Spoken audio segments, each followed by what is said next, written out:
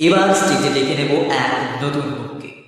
স্বপ্ন দিয়ে ক্যানভাস সাজিয়ে মুগ্ধ করেছেন আমাদের। ওনার আঁকা ছবি একদিকে যেমন যন্ত্রণার কথা বলে, ঠিক তেমন সেই যন্ত্রণা যেন আমাদের অন্তর্মনকে ছুঁয়ে যায়। অভিনব অভিমন্যু চক্রবর্তী এবারে সেরার শিরোপা জিতে নেওয়ার জন্য। হাততালির শব্দের সঙ্গে অডিটোরিয়ামের প্রত্যেকটা মানুষের চোখ আজ অভিমন্যু চক্রবর্তীর দিকে। একাডেমি অফ ফাইন আর্টসের পরিচালনায় প্রতি বছর একজন করে শিল্পীকে সম্মানিত করা হয় তার অভিনব কাজের জন্য। এবারের নতুন মুখ অভিমন্যু চক্রবর্তী। হ্যালো এভরিওয়ান, আমি অভিমন্যু চক্রবর্তী।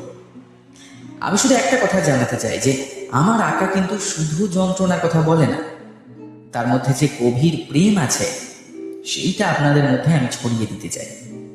আপনাদের সবাইকে ধন্যবাদ আমার পাশে থাকার জন্য। Have a good night.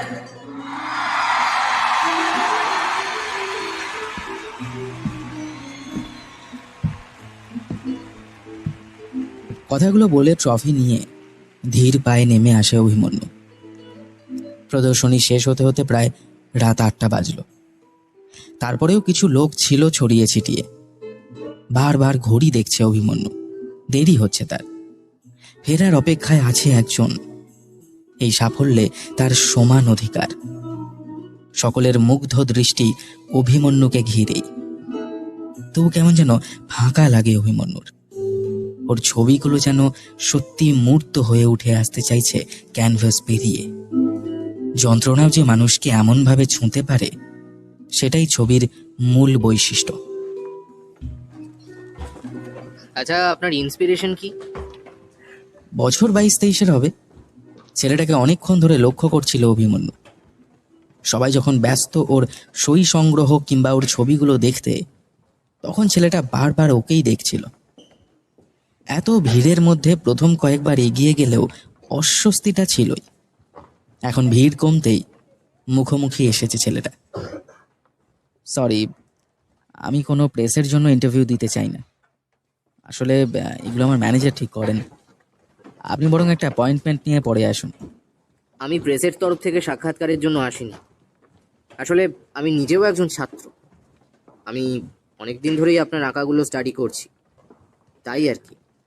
তাছাড়া আপনি যে রঙের ব্যবহার করেন সেটাও নতুন। প্লিজ আপনি পরে আসুন। আজকে সত্যি খুব ক্লান্ত লাগছে, বুঝতেই পারছেন সারাদিনের ব্যস্ততা। অভিমন্যু ওর হাতের ওয়াইন গ্লাসটা একটা টেবিলে রেখে এগিয়ে গেল রিসেপশনের দিকে। ছেলেটাকে অনুসরণ করছে কিনা দেখার জন্য পেছন ফিরে দেখার উপায় নেই। আজ কোনো প্রশ্নের উত্তর দিতে ইচ্ছে করছে না। বাড়ি ফিরবে এবার। যার জন্য এই সন্ধ্যাটা এত স্পেশাল হলো, তার কাছে ফেরার পালা। মন অপেক্ষা করছে তার পথ চেয়ে।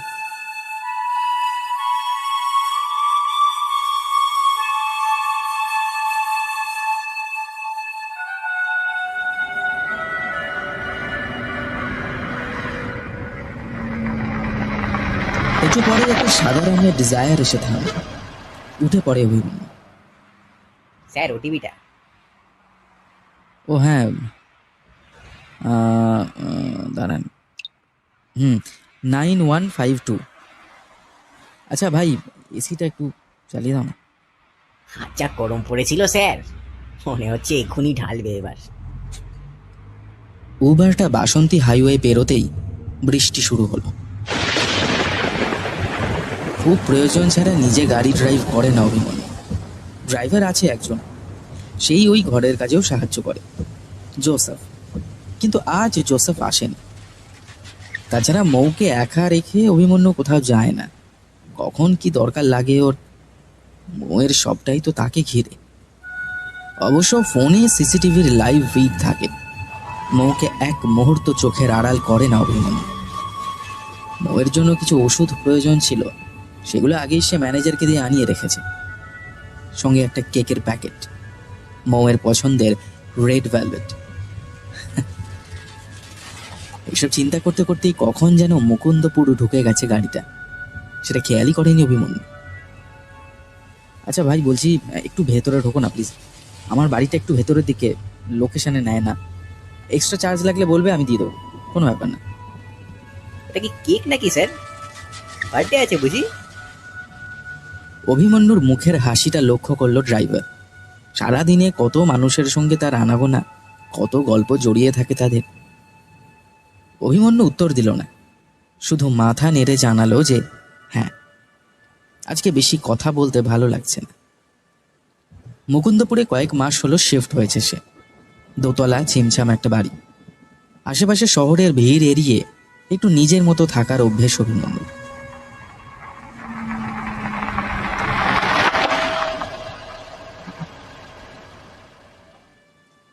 জোসেফ বাড়িতেই ছিল। দরজা খুলে দিতেই ঘরে এসে ঢুকলো অভিমন্যু।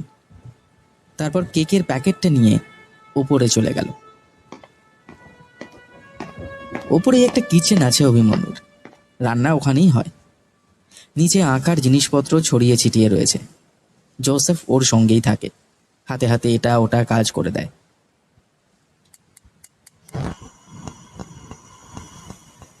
কড়াইয়ের তেলটা গরম হয়ে ধোঁয়া উঠছে।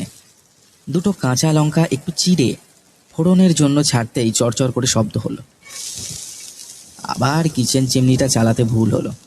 মা দেখলে রাগ করতো খুব। ঝাঁঝালো গন্ধে ভরে উঠছে রান্নাঘরটা। স্নানে যাবার আগে মাংসটা ফ্রিজ থেকে বের করে স্ল্যাবে রেখেছিল। আগের দিন রাত্রেই ম্যারিনেট করে ফ্রিজে রেখেছিল ওটা। মাংসটার উল্টো পিঠটা সাবধানে খুন্তি দিয়ে একটু উল্টে দিল অভিমন্যু। রং ছেড়েছে মশলা। এবার প্যান থেকেই এক টুকরো নরম মাংস মুখে নিয়ে তার স্বাদ নিল। রান্নাটা খুব একটা খারাপ হয়। মডিউলের কিচেনের ওপর তাকেই তুলে রাখা ছিল নতুন কেনা ক্রকারি সেটটা। সিলভারের স্পুন অ্যান্ড ফোর্ক, এই সেটটাও নতুন কেনা, যত্ন করে তোলা সব। ডাইনিং টেবিলের ওপর সব কটাকে সাজিয়ে নিল অভিমন্যু। এভাবেই যত্ন করে খাবার পরিবেশন করতো মা। রান্নাটা অভিমন্যু নিজেই করে। হঠাৎ অভিমন্যু দেখলো যে জানলায় কারো একটা মুখ। দোতলায় কে আসবে? অভিমন্যুকে দেখে নিমেষে একটা ছায়ামূর্তি সরে গেল যেন। জোসেফ, এই জোসেফ, এদিকে এসো, একবার ছাদে যাও তো তাড়াতাড়ি। অভিমন্যু নিজে ব্যালকনিতে এসে দাঁড়িয়েছে। এখানে কে আসবে? জোসেফের নজর এড়িয়ে এত দূর আসা প্রায় অসম্ভব। কেউ নেই স্যার। আমি কিন্তু স্পষ্ট দেখলাম। ঠিক আছে, আমি দেখছি, আপনি চিন্তা করবেন না। ঠিক আছে, এসো, একটু খেয়াল রেখো। হ্যাঁ, কিন্তু এতটা ভুল দেখবে কি? নিজেকেই প্রশ্ন করে অভিমন্যু। সন্ধে থেকে একটা চিন্তা জট পাকিয়ে আছে মাথায়। হঠাৎই একটা আওয়াজের সম্বিত ফিরে পায় সে। ধুমধাম আওয়াজটা আসছে পাশের ঘর থেকে। নিস্তব্ধতা কাটিয়ে হঠাৎ আওয়াজটা শুনে অভিমন্যু উঠে এলো পাশের ঘরে।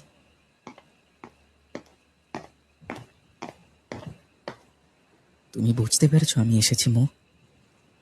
অপেক্ষা করছিলে বুঝি আমার আসার?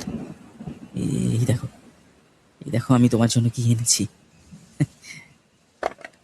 বিছানার পাশে ট্রফি আর সার্টিফিকেট রাখলো অভিমন্যু।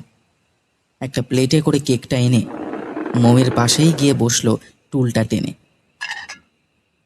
মৌ প্রিয়া বিছানায় শুয়ে আছে। এক হাতে স্যালাইনের চ্যানেল আর অন্য হাতে একটা চ্যানেলের মধ্যে দিয়ে রক্ত এসে জমা হচ্ছে একটা সার্জিক্যাল পাউচে।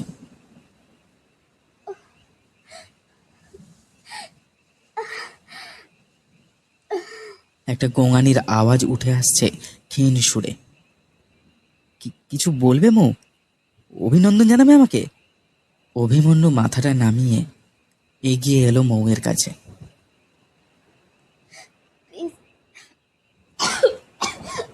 প্লিজ আমাকে এবার মুক্তি দাও অভিমন্যু,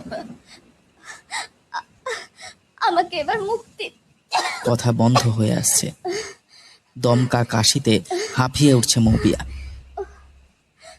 মুক্তি? মুক্তি চাও মৌ?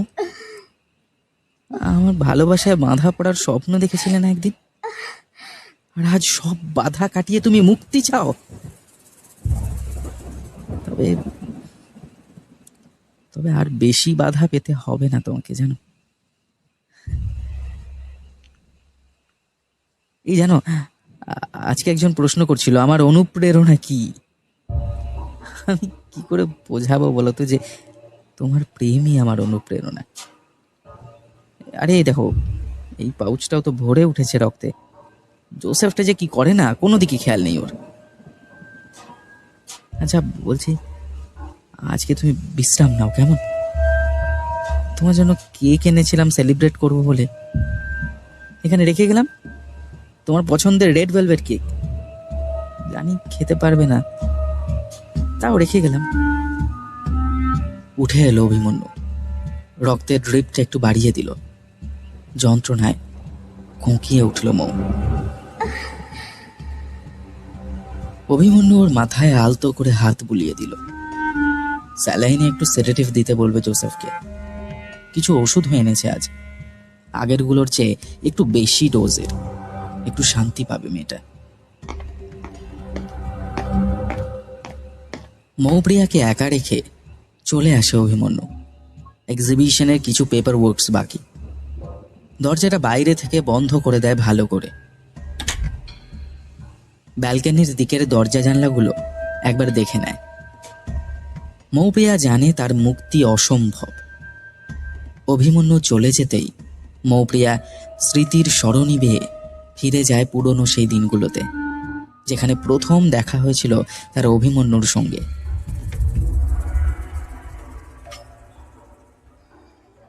সেদিনও একাডেমি অফ ফাইন আর্টসের একটা পার্টি ছিল। দেওয়ালের গায়ে টাঙানো ছবিটা এক মনে দেখছিল প্রিয়ম। সে এই কলেজের সিনিয়র সেকশনের একজন ছাত্র। কি অদ্ভুত ভয়ঙ্কর, তবু একটা মোহের টান আছে। আবিষ্ট হয়ে যেতে ইচ্ছে হয়। কি দেখছো প্রিয়ম? আগের মাসে আফ্রিকা গেছিলাম না, সেখানে একজন পেইন্টার আমাকে গিফট করে ফ্রান্সিসকো গোয়ার আঁকা। স্যাটার্ন নিজের সন্তানকেই খেয়ে ফেলছে। এর ইতিহাস জানো? অভিমন্যু এসে দাঁড়িয়েছে প্রিয়মের পাশেই। প্রিয়ম বলল, না স্যার, ঠিক কী ছবি এটা? দেখো, আমাদের এই যে পৃথিবী দেখছো, এইটা সৃষ্টি হওয়ার আগে ছিল আদি জনক এবং জননী। তাদেরই সন্তানেরা হচ্ছে টাইটান, আর দেবতারা হলেন তাদের নাতি নাতনি। টাইটানরা বড় দেবতাকুল। সেটা ছিল স্বর্ণযুগ, মানে ক্রোনস, প্রথম প্রজন্মের সর্বকনিষ্ঠ টাইটান। পিতা ইউরেনাসকে হত্যা করে সে দেবরাজ্য দখল করে ফেলে। তারপর তার পদ রক্ষার জন্য একে একে নিজের সব সন্তানকে খেয়ে ফেলে, একমাত্র জিউসকে ছাড়া। রোমানরা যখন গ্রিস দখল করে, তখন ক্রোনসের নাম পাল্টে রাখে স্যাটার্ন। দেখো, স্যাটার্ন নিজেই নিজের সদ্যজাত সন্তানকে ভক্ষণ করছে। এটাকে বলে ফিলিয়াল ক্যানিবালিজম। আমাদের এই প্রকৃতিতেও কিন্তু এর উদাহরণ আছে অনেক। যেমন ধরো, জীবাশ্মবিদ অ্যাওন এবং গ্যাগন সহ অন্যান্যরা অর্থাকান্তাস নামক একটা শার্কের ফসিল নিয়ে গবেষণা করতে গিয়ে দেখতে পান যে এই শার্করা নিজেদের বাচ্চাদের গিলে ফেলছে। যদিও সেটাই ছিল সেই শার্কের ক্যানিবালিজমের প্রথম দলিল। আব্বা, আমি একটু ইন্টারাপ্ট করলাম হয়তো আপনাদের। শুধু প্রাণীরাই নয়, ক্যানিবালিজমের উদাহরণ কিন্তু আমাদের মধ্যেও আছে। নিয়ান্ডারথালরা তাদের অন্য মানুষের মাংস রান্না করে খেয়েছে। তারা হচ্ছে আমাদের হোমোসেপিয়ান্সের মতোই প্রায় একই বৈশিষ্ট্য সম্পন্ন মানুষ। নিয়ান্ডারথালরা যে নিজেদের প্রজাতির মাংস নিজেরাই রান্না করে খেয়েছে, তার প্রমাণ মিলেছে বেলজিয়ামের গুয়েত গুহা থেকে প্রাপ্ত মানুষের হাড়ে। সেই সময়ে নিয়ান্ডারথালরা শুধু ঘোড়া বা হরিণের মাংস খেয়েই বেঁচে থাকতো না, মানুষের মাংসও খেত। মৌপ্রিয়া এসে দাঁড়িয়েছে ওদের কথার মাঝে। ছবিটা তাকেও আকৃষ্ট করেছে। মৌপ্রিয়া সরকার আর্ট কলেজের ছাত্রী। অভিমন্যু স্যারের কলেজেই নতুন ভর্তি হয়েছে। স্যারের সঙ্গে আগে আলাপ না হলেও মৌপ্রিয়া ওনার কাজ দেখে মুগ্ধ, তাই নিজে থেকে আলাপ জমানোর জন্য এগিয়ে এসেছিল। ওয়ান্ডারফুল। আমি আপনার কথা শুনেছিলাম প্রিয়মের কাছ থেকে। আপনার প্রশংসায় সে সদাই পঞ্চমুখ। তবে তার এক বর্ণ যে অতিরঞ্জিত নয় সেটা বুঝলাম। আপনার ইন্টারেস্ট আছে নাকি এসব বিষয়ে? ওই একটু আধটু। পড়াশোনা করতে আমার ভালো লাগে। বই আর আঁকা, এই দুটোই তো জীবন। তবে প্রিয়মকে বলেছিলাম যদি আপনার সাথে কয়েকটা ক্লাস করতে পারতাম। আমি আপনার কাজের গুণমুগ্ধ ভক্ত বলতে পারেন। আচ্ছা, আমি দেখছি। Pretty lady, glad to meet you. আরে এই প্রিয়ম, ওনাকে ড্রিঙ্কস অফার করো, হাত খালি যে। আরে না না, আমি ওই একটা জিনিস থেকে দূরে থাকি। আরে please, on my honour. Priyam একটা শ্যাম্পেনের গ্লাস এগিয়ে দেয় মৌপ্রিয়ার দিকে। আচ্ছা, আপনারা গল্প করুন, এক্সকিউজ মি, আমি বাকি গেস্টদের গিয়ে দেখি। প্রিয়ম চলে যায় ডাইনিং হলের দিকে। আর্ট কলেজের একটা নতুন ভেঞ্চারের জন্য পার্টিটা অর্গানাইজ করেছিল কলেজ কর্তৃপক্ষ। প্রিয়মের ওপরই দায়িত্ব ছিল পরিচালনার। সেইবারই প্রথম দেখেছিল মৌপ্রিয়া অভিমন্যুকে। একটা অদ্ভুত আবেদন ছিল ওর কথায়। অভিমন্যু নিজের ক্লাসের ব্যাপারে বেশ স্ট্রিক্ট হলেও মৌপ্রিয়াকে কয়েকটা সেশনের জন্য অনুমতি দিয়েছিল। কাজের প্রতি যথেষ্ট যত্নশীল ছিল মৌপ্রিয়া। খুব অল্প সময়ের মধ্যেই শিখেছিল অনেকটা। রং তুলি হাতে নিলে মৌপ্রিয়া যেন অভিমন্যুকেও ছাপিয়ে যেত মাঝে মাঝে। মৌপ্রিয়ার সঙ্গে ছাত্রী শিক্ষকের সম্পর্কটা দিন দিন আরো গভীর হচ্ছিল। অভিমন্যু চক্রবর্তীর বয়স 30-এর শেষ লগ্নে, মৌপ্রিয়া 21 কি 22। এমনই একটা দিনে মৌপ্রিয়া এসেছিল স্যারের বাড়িতে। তাকে জোর করেনি কেউ, আরো কয়েকজন এসেছিল ওর সঙ্গে।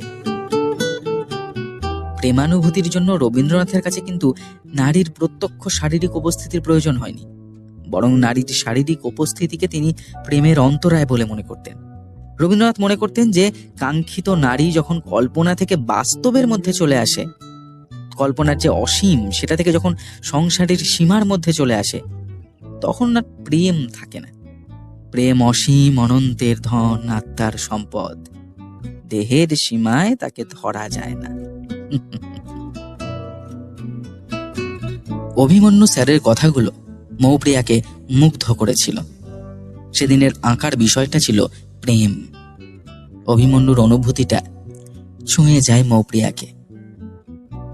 কিছু বলবে মৌপ্রিয়া? অভিমন্যু স্যারের কথায় মাথা নাড়ে মৌপ্রিয়া। স্যার আজ ক্যানভাসে নারী মূর্তি আঁকছেন। ছবি শেষে অদ্ভুত এক মাদকতা ছুঁয়ে থাকলো ক্যানভাস জুড়ে। এভাবেও নারী দেহ ছোঁয়া শুধু ওনার তুলিতেই সম্ভব বুঝি। মৌপ্রিয়া আজ শুধুই দর্শক। একটা অসমাপ্ত ক্যানভাসের দিকে চোখ পড়ে মৌপ্রিয়ার। এটা শেষ করবেন না? আমি এটার জন্য কাউকে খুঁজছি মৌপ্রিয়া, এমন কাউকে যার সৌন্দর্য ছাড়িয়ে যাবে আমার তুলির টানকে। স্যারের কথায় চুপ থাকে মৌপ্রিয়া। মৌপ্রিয়া বারবার ফিরে আসে স্যারের কাছে। কিসের টানে তা সে নিজেই জানে না। স্যারের ওই চোখে চোখ রেখে সে কাটিয়ে দিতে পারে পুরো একটা জন্ম। স্যারের হাতের তুলির টানে যখন জীবন্ত হয়ে ওঠে ক্যানভাস, তখন মৌপ্রিয়ার মনে জাগে শিহরণ। অবশ্য তার এই অনুভূতি ধরা পড়েনি স্যারের কাছে কোনোদিন। নিজেকে আড়াল করেছে বারবার। কিন্তু আজ সব বাঁধ ভেঙে গেল হঠাৎই। মৌ, আমার অসমাপ্ত ছবিটার জন্য মডেল হবে? স্যার কয়েকদিন বাড়িতেই ক্লাস করাচ্ছিলেন। সেদিন বাইরে আবহাওয়া ভীষণ খারাপ। যে কয়েকজন এসেছিল তারাও তাড়াতাড়ি চলে গেছে। ক্লাসে তখন একা মৌপ্রিয়া আর স্যার। হঠাৎ কালো আকাশ ভেঙে বাজ পড়ল কান ফাটানো শব্দে। মৌপ্রিয়ার গায়ে একটা পাতলা দুধ সাদাটে রঙের ওড়না ছিল। মুহূর্তের জন্য অসাবধান হলো মৌপ্রিয়া। উপত্যকার গভীরে হারিয়ে গেল অভিমন্যুর চোখ। মৌপ্রিয়ার চোখে লজ্জা। অভিমন্যুর চোখ তখন মৌপ্রিয়াকে ছাড়া আর কিচ্ছু দেখছে না। চারিদিক অন্ধকারের মাঝে এক শুভ্র আলো আচ্ছন্ন করে রেখেছে স্টুডিও রুমটাকে। দু হাতে রঙের আদর নিয়ে এগিয়ে এলো অভিমন্যু। ঘামে ভেজা পুরুষালী গন্ধ মৌপ্রিয়া অনুভব করল। দু চোখ বন্ধ হয়ে এলো আবেশে। কবিতার ছন্দে বন্দী হলো মৌপ্রিয়ার শরীর অভিমন্যুর বাহু পাশে। এদিকে বাইরে উত্তাল হচ্ছে ধরনী, যেন আজই শেষ দিন তার। বহু অপেক্ষার অবসান ঘটিয়ে প্রেমিকের উত্তাল ভালোবাসায় চমকে চমকে উঠছে যেন। তীর করে কাঁপছিল মৌপ্রিয়া। অভিমন্যু আশ্রয় দিল তাকে। তার দু হাত দিয়ে যখন অভিমন্যু অয়েল পেন্টিং এর লাল রং মৌপ্রিয়ার শরীরে রাঙিয়ে দিচ্ছিল, তখন মৌপ্রিয়ার লজ্জার লাল রং একাকার হয়ে যাচ্ছিল বারবার। আজ যেন মৌপ্রিয়া তার জীবন্ত ক্যানভাস। আপনার ছবির জন্য যদি মডেল হই, তাহলে কি দেবেন আমাকে? মেঘের চাদর গায়ে জড়িয়ে উষ্ণ হব আমরা। তারপর তোমার শরীর জুড়ে হাসনুহানা ফুলের গন্ধ পাই আমি মৌ, সেটা জড়িয়ে থাকতে চাই। অভিমন্যু আরো ঘন হয়ে জড়িয়ে ধরল মৌকে। ভালোবাসবেন আমায়? ভালোবাসার থেকে অনেক বেশি কিছু। শুধু আমার। কথাগুলো বলতে গিয়ে হাত দুটো শক্ত হয়ে চেপে বসেছিল মৌপ্রিয়ার ঘাড়ে। লাগছে স্যার? আমার ভালো লাগছে মৌ, বাধা দিও না আমায় প্লিজ। তোমার এই যন্ত্রণাটা আমি উপভোগ করতে চাই। প্রেমিকার চোখের জলে একমাত্র প্রেমিকের অধিকার। পান করতে দাও সেই যন্ত্রণা আমায়, প্লিজ মৌ প্লিজ। সত্যি সত্যি লাগছে স্যার, ছাড়ুন প্লিজ। দম বন্ধ হয়ে আসে মৌপ্রিয়ার। মৌপ্রিয়া লক্ষ্য করেনি অভিমন্যু স্যার কখন ওর হাত দুটোতে দড়ি দিয়ে বেঁধেছে। স্যার, কি করছেন এটা? তোমাকে আগলে রাখছি তো, তুমি তো আমার। সেই শুরু। মৌপ্রিয়া তারপর থেকে দিন গুনে গেছে কিন্তু মুক্তি পায়নি। একসময় দিনের হিসেব শেষ হয়েছে, তারপর কতটা সময় পেরিয়ে গেছে কে জানে। মৌপ্রিয়া বন্দী হয়েছে বাড়িতেই। পুরনো কথাগুলো আজ মনে পড়ছিল মৌপ্রিয়ার। সে জানে তার আয়ু ফুরিয়ে আসছে দ্রুত। প্রতিদিনের অসহ্য যন্ত্রণার চেয়ে মৃত্যুর অপেক্ষা করা শ্রেয়। শুধু তার মনে পড়ে শাম্বর কথা, তার ছোটবেলার বন্ধু। বারবার বারণ করেছিল তাকে। শাম্ব অভিমন্যু স্যারকে পছন্দ করতো না, হয়তো ভালোবাসতো ওকে, কিন্তু শাম্ব তখন চাকরি সূত্রে অন্য শহরে। ফোনে কথা হয় মাঝে মাঝে, তবু মৌপ্রিয়ার সঙ্গে একটা দূরত্ব তৈরি হচ্ছিল একটু একটু করে। মৌপ্রিয়া শাম্বকে ভুলে গেলেও শাম্ব কিন্তু মনে রেখেছিল। এই গল্পের অন্ধকারে শাম্ব ফিরে এসেছিল আলো হয়ে। আজ কয়েকদিন হলো অভিমন্যুর বাড়ির সামনে লক্ষ্য রেখেছে শাম্ব। উল্টো দিকের একটা বাড়িতে ভাড়া নিয়েছে 1 মাস আগেই। শেষবার ওর সঙ্গে কথা হয়েছিল প্রায় 2 মাস আগে। তারপর কোনোভাবে যোগাযোগ হয়নি। পুলিশকে জানিয়েও কাজ হয়নি কোনো। কয়েকবার বেওয়ারিশ লাশ আইডেন্টিফাই করতে ডেকে নিজেদের দায়িত্ব সেরেছে ওরা। শাম্ব খুঁজে পায়নি মৌপ্রিয়াকে। মৌপ্রিয়ার সোশ্যাল মিডিয়ার অ্যাকাউন্ট হ্যাক করে অভিমন্যু চক্রবর্তীর প্রচুর ছবি পেয়েছে শাম্ব। এগুলো অবশ্য সে পুলিশকে জানায়নি, তার একজন বন্ধু সাহায্য করছিল। মৌপ্রিয়ার বাড়িতেও খোঁজ শুরু হয়েছিল, কিন্তু ওর পরিবার বলতে ছোট কাকা আর কাকিমা, তাদের বিশেষ চিন্তিত দেখেনি শাম্ব। তাই নিজেই কলকাতা চলে এসেছিল সে। অভিমন্যু স্যারের প্রতি দুর্বলতার কথা জানতো শাম্ব। অভিমন্যু স্যার বিশেষ বাইরে যান না, একজন কাজের লোক আছে। আশেপাশের মানুষের থেকে জেনেছে যে ওর নাম জোসেফ। আগের দিন দোতলার ঘরে অভিমন্যুর সঙ্গে কেউ একজন ছিল জোসেফ ছাড়াও, কিন্তু স্পষ্ট দেখেনি কাউকে। তাছাড়া নিজেও প্রস্তুত ছিল না শাম্ব। অভিমন্যুকে অনুসরণ করতে করতেই কৌতূহল বশত পৌঁছে গিয়েছিল ওনার মোহিনী বিহারের বাড়িতে। আজ আরো বেশি সতর্ক থাকতে হবে তাকে। আজকে কোনো মতে রেনপাই পেয়ে দোতলায় পৌঁছে যায় শাম্ব।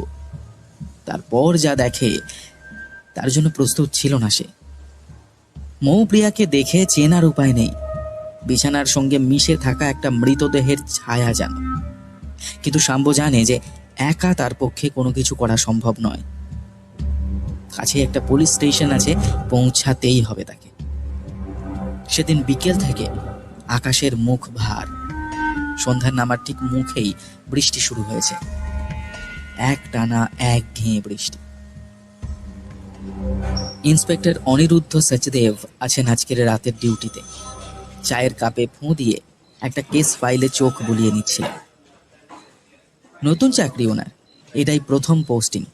শহর থেকে একটু দূরে মফস্বলী একটা জায়গা। হঠাৎ একটা ছেলেকে হন্তদন্ত হয়ে ঢুকতে দেখেই অনিরুদ্ধ সজাগ হলেন। বাইরে নীলাদ্রি বসে আছে, তারই সহকর্মী। বাধা দেওয়ার চেষ্টা করলো ছেলেটাকে, কিন্তু এই দুর্যোগে কে কি বিপদে পড়লো ভেবে তিনি উঠে এলেন নিজেই। ইস, ছেলেটা একদম ভিজে গেছে। আপনি বসুন। অনিরুদ্ধ অবাক হয়ে দেখছে ছেলেটাকে। এত ভয় পেয়েছে ছেলেটা যে বিনা অনুমতিতেই ওর টেবিলের ওপরে রাখা গ্লাস থেকে জল খেতে শুরু করলো।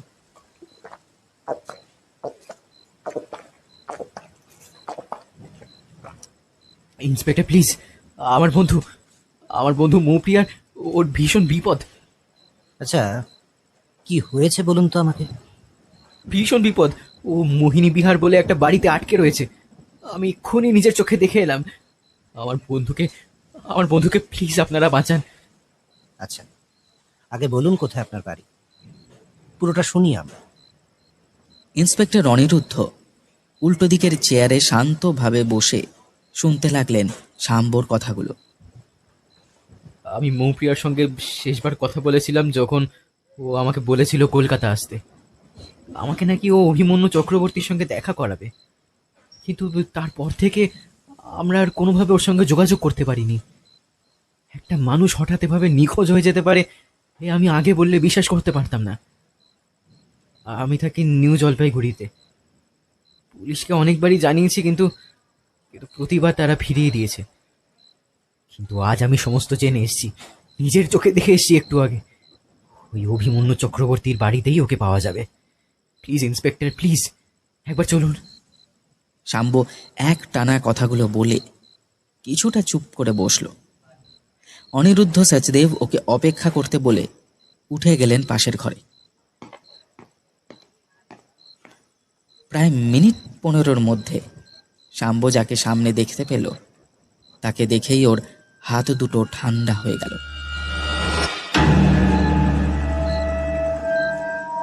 হ্যালো ইয়াং ম্যান, কারোর বাড়িতে ট্রেসপাস করা কিন্তু শাস্তিযোগ্য অপরাধ, জানো নিশ্চয়ই। থানায় অভিমন্যু চক্রবর্তীকে দেখে প্রথমে গুটিয়ে যান শাম্ব। থানায় যে অভিমন্যু নিজেই চলে আসবেন এতটা আন্দাজ করেনি শাম্ব। পুলিশই সম্ভবত খবরটা দেয়। আসুন মিস্টার চক্রবর্তী, আমি আপনাকে ডেকেছিলাম। আপনি ভাগ্যিস ফোন করে সবটা জানিয়েছিলেন নাকি? এই ছেলেটা তো উল্টে আপনার নামেই অভিযোগ করছে। অনিরুদ্ধ সচদেবের দিকে তাকিয়ে হতাশ হয় শাম্ব। আপনারা একটা কাজ করুন, আমার বাড়িটা একবার সার্চ করে দেখুন, আমি অনুমতি দিচ্ছি। প্রেমিকা হারানোর যন্ত্রণা আমি জানি। অবশ্যই মৌপ্রিয়া আমার কাছে এসেছিল, কয়েকবার ক্লাসও করেছে, কিন্তু আমি এভাবে ফ্রিল্যান্সিং করি না, তাই ওকে সময় দিতে পারবো না বলে ফিরিয়ে দিই। আসুন, আপনারা আসুন, আমি গাড়ি এনেছি, আসুন। হ্যাঁ প্লিজ চলুন ইন্সপেক্টর, আমি নিজের চোখে সমস্তটা দেখেছি। একটা ক্ষীণ আশার আলো দেখতে পায় শাম্ব। অন্তত বাড়ি সার্চ করলে নিশ্চয়ই পাবে মৌকে। এত তাড়াতাড়ি তো আর গায়েব করে দিতে পারবে না।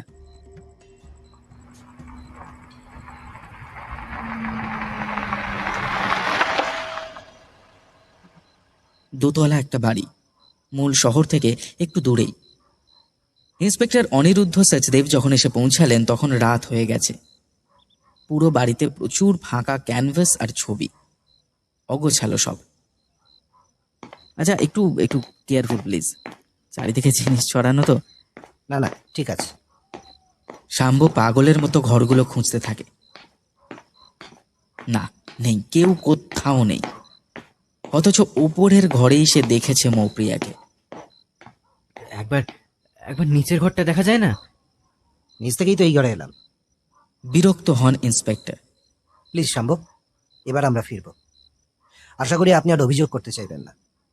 অবশ্য উনি আপনার নামে অভিযোগ করলে সেটা আমরা নেব। আরে না না ইন্সপেক্টর, কি যে বলেন! ইয়াং ম্যান তো আমার অতিথি। আমি আপনাদের বাড়িতে পৌঁছে দেওয়ার ব্যবস্থা করছি। জোসেফ আপনাদের পৌঁছে দেবে। শাম্ব না হয় থাকুক একটু এখানে, অবশ্য ওর আপত্তি না থাকলে। আমার প্রতি ওর সমস্ত কৌতূহলটা কাটানোর দরকার তো। আমি জানি ওর মনে এখন হাজারটা প্রশ্ন।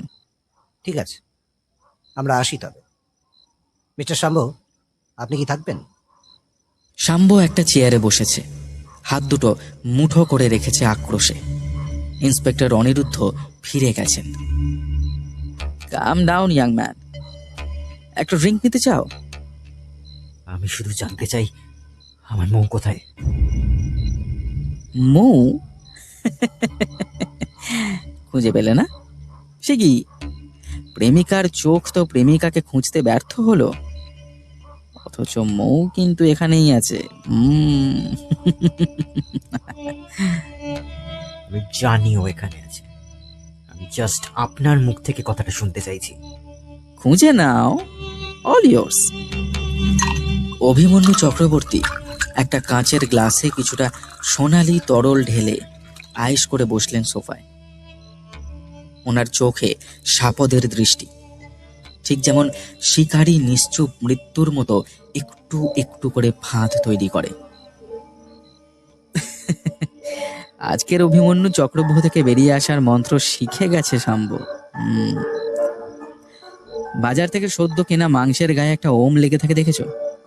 মানুষের গায়েও থাকে, আমি দেখেছি। সদ্য কাটা মানুষ অনেকক্ষণ ঠান্ডা হয় না, জানো? অভিমন্যুর দিকে অবাক হয়ে তাকিয়ে থাকে শাম্ব। আমার মৌ, আমার মৌ। চোখ দুটো ভিজে আসে শাম্ব। না না না না না, কি যে বলো ভাই! আরে তোমার মৌ তো আমার শিল্পের আধার। পুরো রক্তবিন্দু দিয়ে আমি সাজিয়েছিলাম আমার আগের এক্সিবিশনটা। মনে নেই তুমি জিজ্ঞেস করেছিলে আমার ইন্সপিরেশন কি? ওটা কি না, কে হবে? মৌ আমার ইন্সপিরেশন। ওকে, জানো আমি ওকে ঠিক এইখানে শুইয়ে রাখতাম, এইখানটাতে। তারপর ওর পিঠে হালকা স্ক্যালপেলের আঁচড় দিতাম। কিন্তু ওর তো তখন 2 পা হাঁটারও ক্ষমতা নেই, অথচ মুখের মধ্যে যন্ত্রণার সে কি এক্সপ্রেশন! আমি সবটা তুলে রেখেছি ক্যানভাসে, দেখবে তুমি। আরে ওটাই তো সব থেকে বেশি দামে বিক্রি হয়েছিল। পিঠ থেকে গরম লাভার মতো রক্ত গড়িয়ে পড়তো মেঝেতে। দামি পশমিনা কার্পেট আমার, তাও কিন্তু কিছু বলিনি, বাধাও দিইনি। মৃত্যু যন্ত্রণার সঙ্গে ছটফট করতে করতে আমার কার্পেটটাও নষ্ট করছিল। পরে অবশ্য সেই কার্পেটটা বদলে দিতে হলো, কিন্তু সেই দিনের সেই অনুভূতিটা আমি কিন্তু পুরোটা ক্যানভাসে তুলেছিলাম। সারা রাত জেগে ছবি এঁকেছিলাম। ভাবো একবার। এই কি, আরে কি, এই শরীর খারাপ করছে নাকি তোমার? আরে তোমার সব প্রশ্নের উত্তর দেবো বলেই তো থাকতে বললাম তোমাকে। যা বাবা। কিন্তু কেন? আপনাকে তো এত ভালোবাসতো মৌপ্রিয়া, আপনি আপনি তার বদলে এত যন্ত্রণা কেন দিচ্ছেন ওকে? কেন?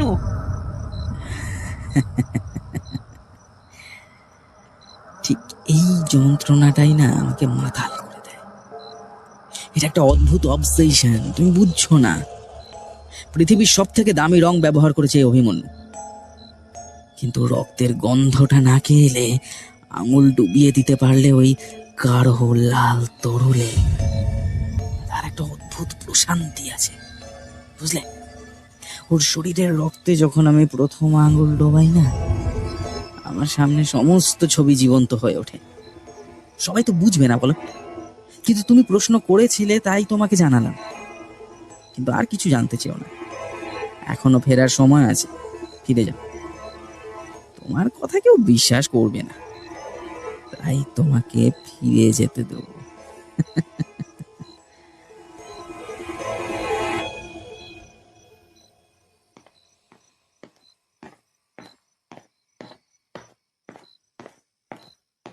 এরই মাঝে জোসেফ এসে অভিমন্যুর কানে কি যেন একটা বলে যায়। বিরক্ত হয় অভিমন্যু। আমাকে আমাকে একবার শেষবারের মতো আমার মৌকে দেখতে দেবেন প্লিজ, জাস্ট শেষবারের মতো। কিছুক্ষণ চুপ করে বসে থাকে অভিমন্যু। তারপর উঠে গিয়ে ভারী কার্পেটটা এক টানে সরিয়ে ফেলেন। নিচে একটা দরজা দেখতে পায় শাম্ব। জোসেফ, তোমার আরেকটু কেয়ারফুল হওয়া উচিত ছিল। যদি আরো আগে জ্ঞান ফিরে আসতো কি হতো তাহলে? শাম্ব, এসো আমার সঙ্গে, এসো। শাম্বর দিকে না তাকিয়ে কথাগুলো বলে অভিমন্যু। শাম্বউ মন্ত্রমুগ্ধের মতো অনুসরণ করে অভিমন্যুকে। তুমি নামো আগে, অভিমন্যুর গলায় আদেশ। দরজা খুলে দিতেই একটা সিঁড়ি নেমে গেছে নিচে। নামতে গিয়ে বুঝতে পারে যে এটা একটা ফোল্ডিং সিঁড়ি, কিছুটা নড়বড়ে। একটা টিমটিমে আলো জ্বলছে নিচে। শাম্ব নেমে যায়, তাকে অনুসরণ করে অভিমন্যু। হঠাৎই শাম্বর ঘাড়ের কাছে কি একটা যেন খচ করে ফোটে। পেছনে তাকিয়ে দেখে তার অসাবধানতার সুযোগে একটা ইঞ্জেকশন ফুটিয়ে দিয়েছে অভিমন্যু। কোনো মতে নিচে নেমে দাঁড়ায় শাম্ব।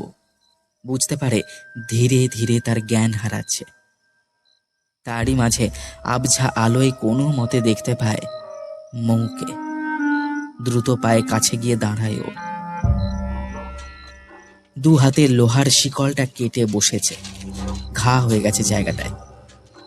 সারা গায়েও চামড়া উঠে বিভৎস দেখতে লাগছে মৌকে।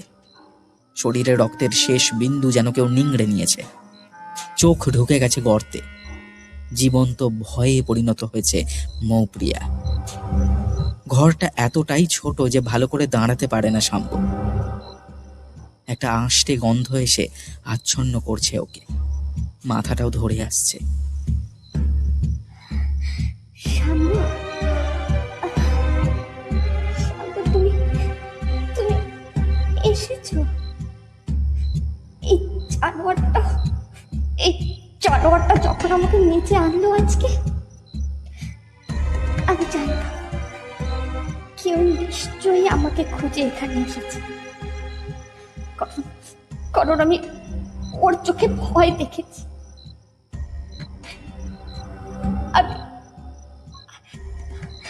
আমি জানতাম শাম্ব তুমি আসবে। ক্ষীণ একটা কণ্ঠস্বরের আওয়াজ ভেসে আসে। দুর্বল শরীরে হাঁপিয়ে ওঠে মৌ। মৌপ্রিয়া, এ কি অবস্থা হয়েছে তোমার? অভিমন্যু ততক্ষণে শাম্বকে বেঁধে ফেলেছেন একটা চেয়ারের সঙ্গে, বড় শক্ত কাঠের চেয়ার। শাম্বর জ্ঞান লুপ্ত পাচ্ছে ধীরে ধীরে। ওর সামনে অভিমন্যু দাঁড়িয়ে সাক্ষাৎ মৃত্যুর মতো। একটাই আফসোস, মৌকে খুঁজতে এসে নিজেকে হারিয়ে ফেললে। হ্যাঁ, তবে ঠিক আছে, তুমি আমার পরের ছবির সাবজেক্ট হবে। দেখবে আবার একটা পুরস্কার জিতবো আমি। অবশ্য সব ক্রেডিট তোমার হবে, বুঝলে? ক্যালপেলটা হাতে নিয়ে এগিয়ে এলেন অভিমন্যু শাম্বর দিকে। মাথায় হাত বুলিয়ে দিলেন পরম স্নেহী। অভিমন্যুদা, আজকের মতো থাকুক, অনেক রাত হয়েছে তো। যান, আপনি একটু বিশ্রাম নিন, আমি ইঞ্জেকশন দিয়ে দেবো আবার, না হয় এখানেই থাকুক দুজন। বলছো জোসেফ? ঠিক আছে, ঠিক আছে, তাহলে শেষবারের মতো দুজনে একটু প্রেম করে নি, কি বলো? চলো ওপরে যাই। জোসেফের সঙ্গে উঠে এলো অভিমন্যু। নিচে শাম্ব তখন পুরোপুরি জ্ঞান হারিয়েছে।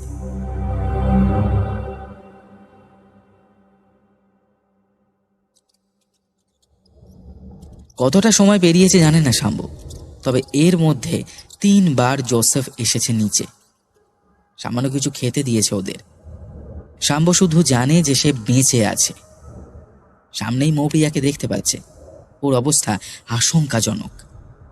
তাড়াতাড়ি হাসপাতালে না নিয়ে গেলে ও মারা যাবে। চারিদিকে খাবার ছড়ানো, বমিও করেছে মেয়েটা। দুর্গন্ধ আর ক্লান্তি অসহনীয় হয়ে আসছে। জোসেফ চেয়ার থেকে নামিয়ে দিলেও হাত পা বেঁধে রেখেছে।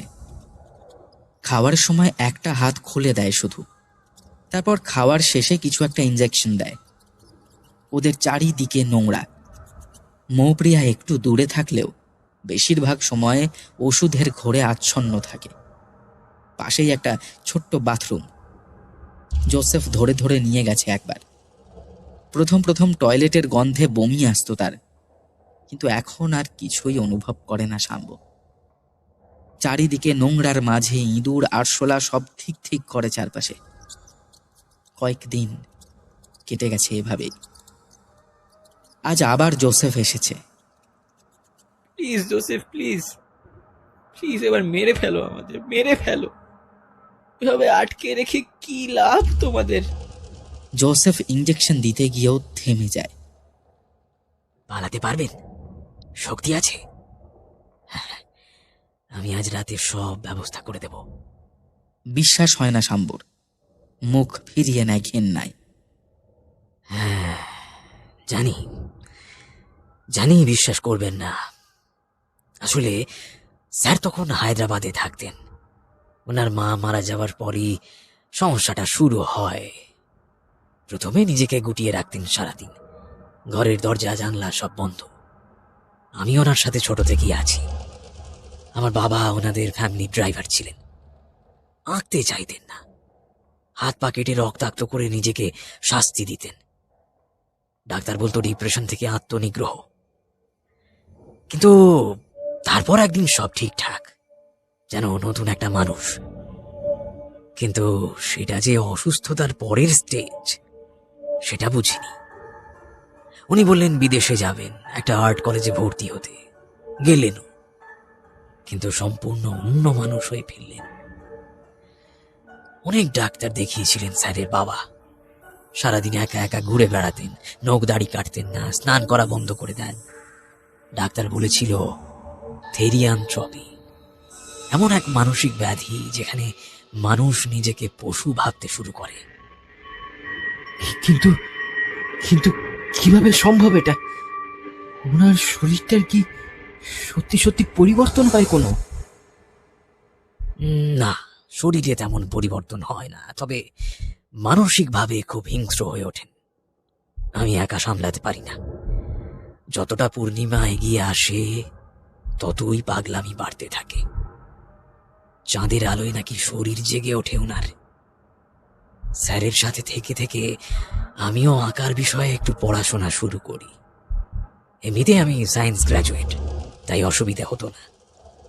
কোথাও একটা পড়েছিলাম ভ্যান গগের নাকি একটা রোগ ছিল, মানে উনি আঁকার প্রতি এতটাই পাগল ছিলেন যে তুলি মুখে পরে দিতেন, রং চেটে চেটে খেতেন। তাই রঙের তারপিন, লেড, সাথে ক্যাম্ফর আর অ্যাবসিন্থির নেশায় বাঁধিয়েছিলেন অ্যাকিউট ইন্টারমিটেন্ট পরফাইরিয়া। এসব ডাক্তার জানিয়েছিলেন, সাবধানে থাকতে বলেছিলেন। হ্যাঁ, কিন্তু নিয়তি কিছু অন্য গল্প লিখেছিল। একদিন আক্রোশের বশে স্যার নিজের বাবাকেই খুন করেন। তারপর সেই রক্তমাখা হাতে প্রথম ছবি আঁকলেন। অনেকদিন পরে আবার ছবি আঁকা শুরু করলেন। আমি বুঝতে পারছিলাম না ঠিক ঠিক কিভাবে ওনাকে সারিয়ে তুলবো বা বাধা দেব। আমরা পালিয়ে আসি কলকাতায়। এখানে এসে কিছুদিন সুস্থ ছিলেন। ক্রমে লাল রঙের প্রতি তীব্র আকর্ষণ লক্ষ্য করি। তারপর যেদিন এই ম্যাডাম এলেন, তারপর থেকে পাগলামি বেড়ে গেল। ওনাকে রোজ ক্ষতবিক্ষত করে সারা রাত ক্যানভাস জুড়ে ছবি আঁকতেন। আমি ভয় পেলাম এই প্রথম। তাই বলছি, আজ পূর্ণিমা। উনি গত 3 দিন ধরে নিজেই নিজেকে ঘরে বন্দি করেছেন। আজকেই পালাতে হবে, আর আর হয়তো সুযোগ পাবেন না। কিন্তু তাতে আপনার লাভ? হ্যাঁ, লাভ। আপনাদের না পেয়ে হয়তো আমার ওপরই সমস্ত আক্রোশ আসবে। তা আসুক, তা আসুক। আমি এবার সত্যি খুব ক্লান্ত। আমি খাবার নিয়ে আসছি, খেয়ে নিন দুজনেই। আমি রাতের সমস্ত ব্যবস্থা করব। কিন্তু ফিরে এসে স্যারকে ক্ষতি করতে চাইলে জানবেন জোসেফ ঢাল হয়ে দাঁড়াবে। চলে যাবেন অনেক দূরে। এই কদিনের স্মৃতি ভুলে যাবেন দুঃস্বপ্ন ভেবে। বলুন, পারবেন না? জোসেফের গলায় একটা অদ্ভুত যন্ত্রণা ছিল। শেষবার হলেও ভরসা করতে ইচ্ছে করলো শাম্বর। মাথা নাড়িয়ে সায় দেয় শাম্ব। এছাড়া আর কোনো উপায় নেই তার। মৃত্যুর মুখে দাঁড়িয়ে শেষ ভরসা তার জোসেফ। ওকে বিশ্বাস করতেই হবে। রাত নেমেছে। এক চিলতে জানলা দিয়ে আকাশের এক ফালি অংশ দেখা যায়। চাঁদ উঠেছে গোল থালার মতো। অপেক্ষা করতে থাকে শাম্ব আর মৌপ্রিয়া। অনেক রাত্রে জোসেফ আসে। আসুন আসুন আমার সাথে, বাইরে একটা গাড়িতে আমার বন্ধু আছে। কথাটা শেষ হয় না তার। তার আগেই যেন একটা বাজ পড়ে ঘরের ভিতর। জোসেফ, গদ্দার! হাড় হিম করা গলাটা সিঁড়ির ওপরে দাঁড়িয়ে থাকা অভিমন্যু। গলা শুকিয়ে আসে শাম্বর। মৌয়ের শরীর আর সায় দিচ্ছে না। অভিমন্যু দা শোনো, ওদের যেতে দাও, তোমার ট্রিটমেন্ট দরকার। জোসেফের কথা শেষ হবার আগেই অভিমন্যু ওর গলাটা চেপে ধরে দুই হাতে।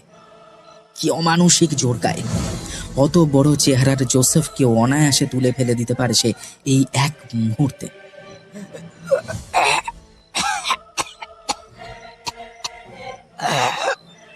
শাম্বু, শাম্বু, তাড়াতাড়িও, তাড়াতাড়িও মনে ওঠো, পারতেই হবে তোমাদের।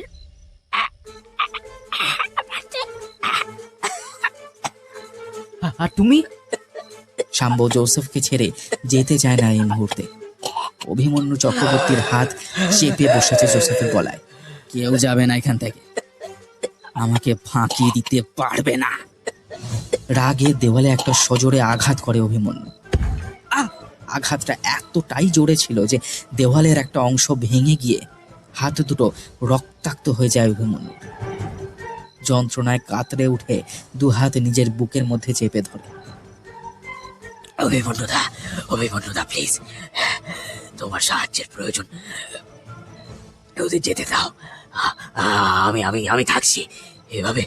এভাবে নিজেকে আঘাত করো না। জোসেফ কোনো রকমে নিজেকে ছাড়িয়ে সিঁড়ির সামনে এসে দাঁড়িয়েছে। শাম্ব জানে যে এটাই সুযোগ। কোনো মতে টেনে তোলে মৌপ্রিয়াকে। সবাই তো চলে যেতে চায়, মৌ তুমিও চলে যাবে আমাকে ছেড়ে? হ্যাঁ, আমাকে কি আর ভালোবাসো না তুমি? দেখো, এই দেখো কত রক্ত আমার দু হাতে।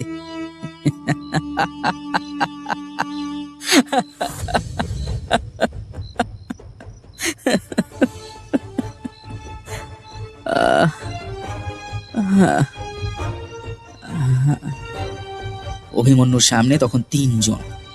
অভিমন্যু দু হাত বুকের কাছে চেপে ধরে কেঁদে ওঠে মৌয়ের দিকে তাকিয়ে। মৌপ্রিয়া ভয়ে শাম্বকে জড়িয়ে ধরে। ওর চোখের জল শুকিয়ে গেছে, সেখানে শুধুই রুক্ষ মরুভূমি।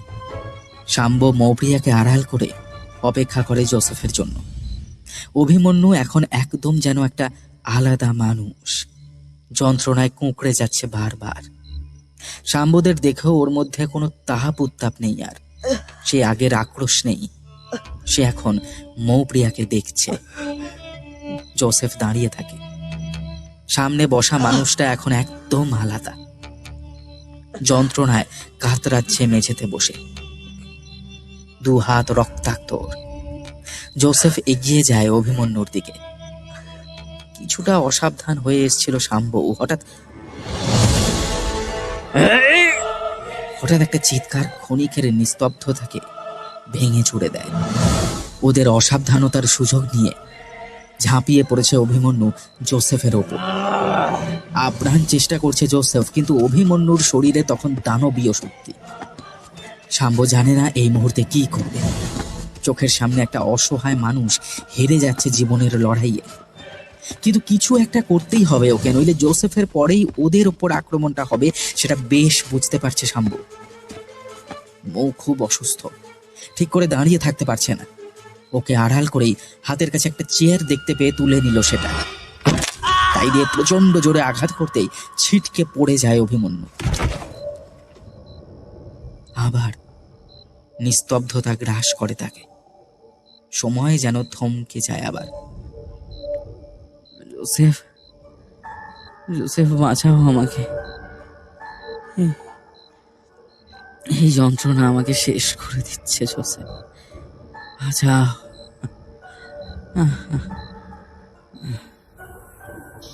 শাম্ব বিশ্বাস করতে পারে না যে কিছুক্ষণ আগের মানুষটার মধ্যে এই পরিবর্তন।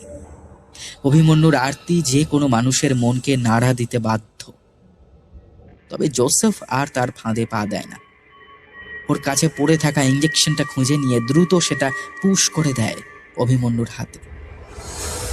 কিছুটা সময় অন্তত জ্ঞান হারাবে অভিমন্যু। চলো শাম্ব, অভিমন্যু দা এখানেই থাকুক, আমি ওপরে থাকবো, তোমরা এবার যাও। ওরা ওপরে উঠে আসতেই শব্দ করে সিঁড়িটা উঠিয়ে নেয় জোসেফ। এখন নিচ থেকে ওঠার পথ বন্ধ। শাম্ব বাড়ির বাইরে এসে গাড়িতে ওঠে। ওদের জন্যই অপেক্ষা করছিল গাড়িটা। শাম্ব গাড়িতে উঠতে গিয়েও থমকে দাঁড়ায়। জোসেফ কি একা পারবে এই লড়াইটা জিততে? একটাই নাম মাথায় ঘুরছে ওর, ইন্সপেক্টর অনিরুদ্ধ সচদেব। ড্রাইভারকে দ্রুত নির্দেশ দেয় শাম্ব। বাইরে তখন মাথার উপর গোল চাঁদ উঠেছে। জ্যোৎস্নার আলো যে কতটা অন্ধকারের জন্ম দেয় তার সাক্ষী সে নিজে। জোসেফ কতক্ষণ নিজেকে রক্ষা করতে পারবে সে জানে না। জোসেফের বন্ধু স্পিড তুলে বড় রাস্তায় এসে পড়েছে। পেছনে মোহিনী বিহার ছোট হতে হতে হয়তো হারিয়ে যাবে এক সময়। কিন্তু অভিমন্যু চক্রবর্তীর সেই ভয়ঙ্কর রূপ ভুলতে পারছে না শাম্ব। গাড়ির গতি যেন সময়ের কাছে থমকে যাচ্ছে। আজ এই লড়াইটা জিততেই হবে জোসেফের জন্য।